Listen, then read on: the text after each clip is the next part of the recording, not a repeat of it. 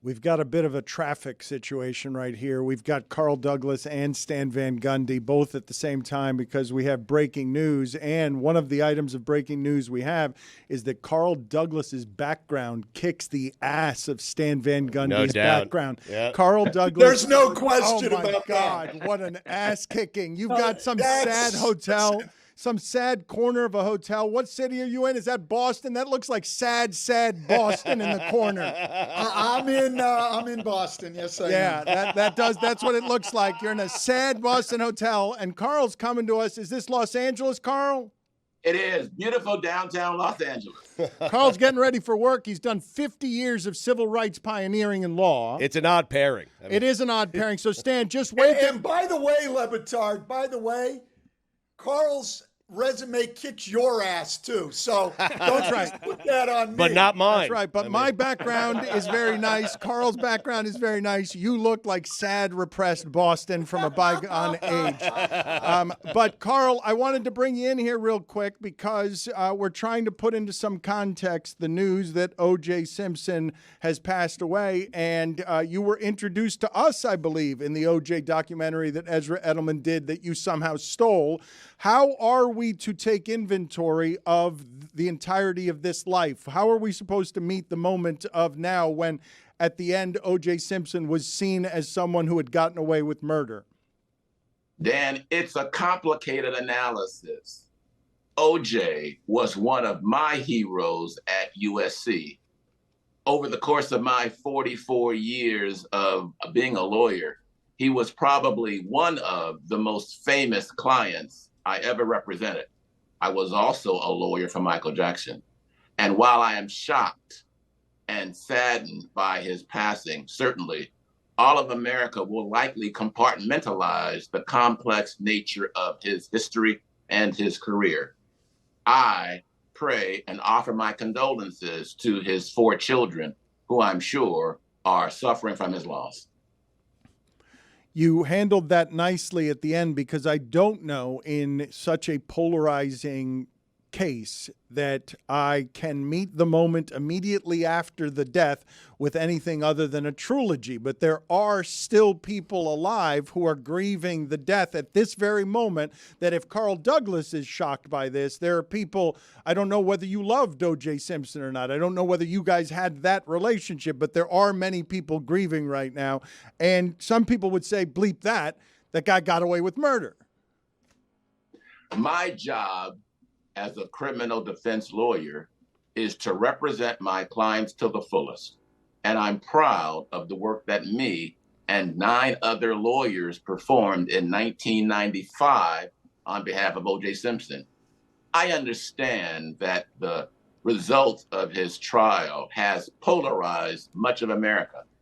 I understand that probably for the rest of my life, my name will be linked with him. But I'm proud as an American lawyer of the job that me and my team performed on his behalf. And I will live with the consequences proudly of that verdict, no matter how controversial it may be for most of America.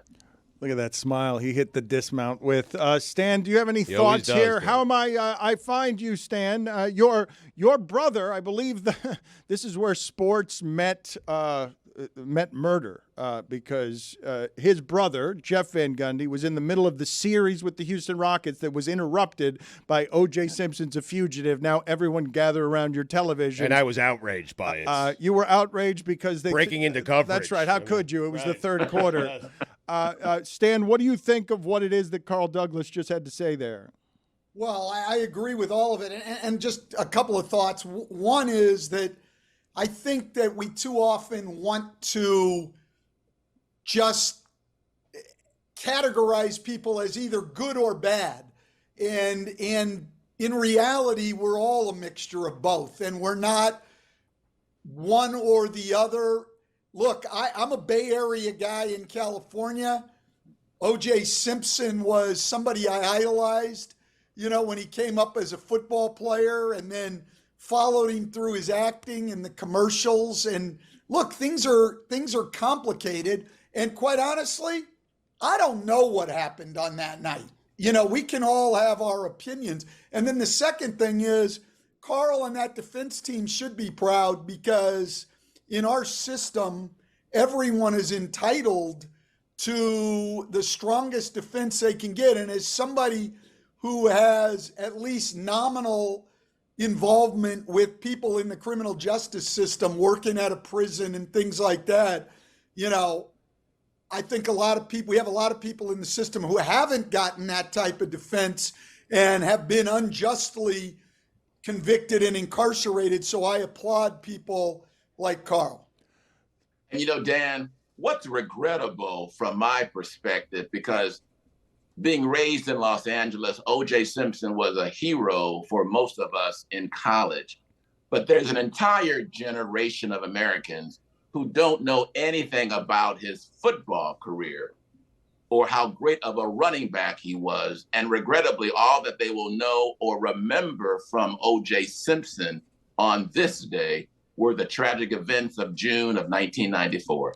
That is, I think, regrettable.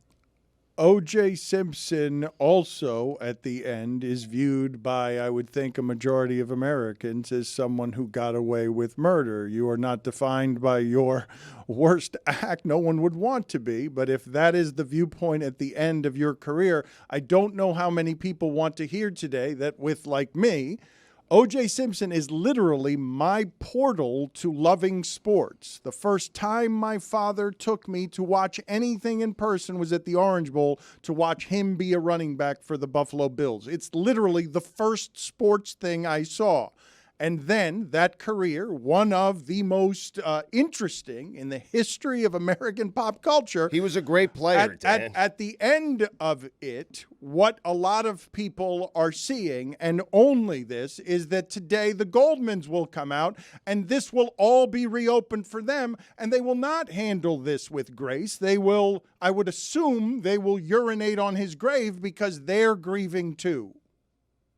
Well, but Dan, first of all, I would say when you said a majority of Americans think he got away with murder, that's probably true because we're a majority white country, but I'm not sure that the majority of Black Americans believe that. I know plenty of people, plenty of well-known people, I'm not going to throw their names out there and put them in the middle of controversy, but I know plenty of them, a couple who knew OJ well as an athlete who don't think he did it. Intelligent people who watch that trial and don't think he did it. So it's more polarizing than people just thinking he got away with murder.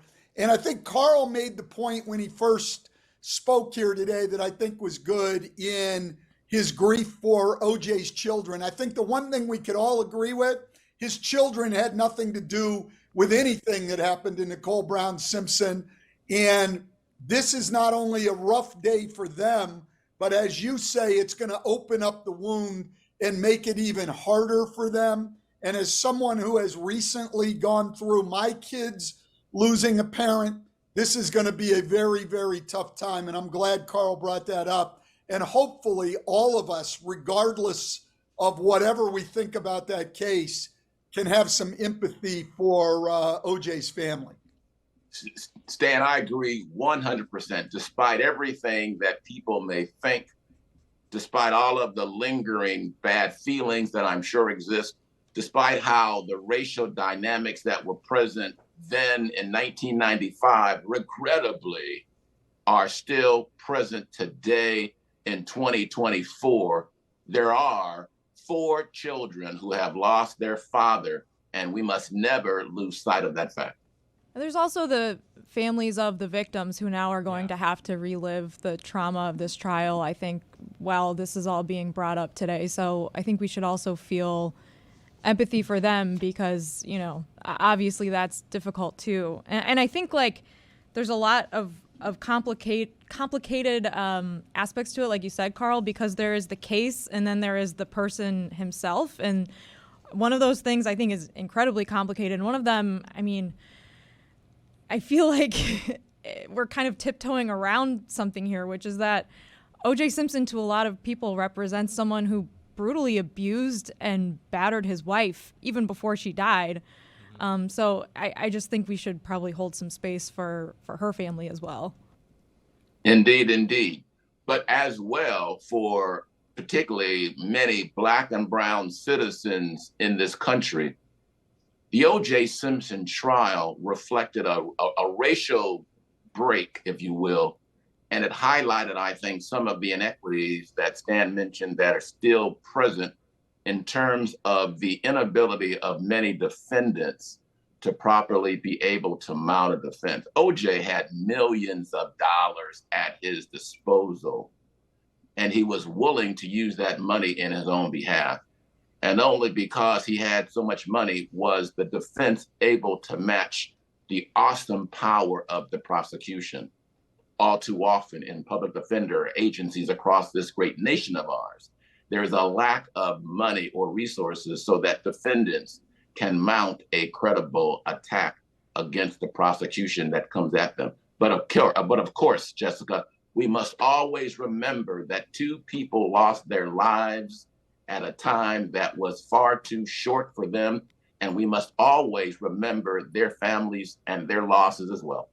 Absolutely. Carl, I commend the work that you did as a defender, because that is a right in America, I believe, and one that is often abused.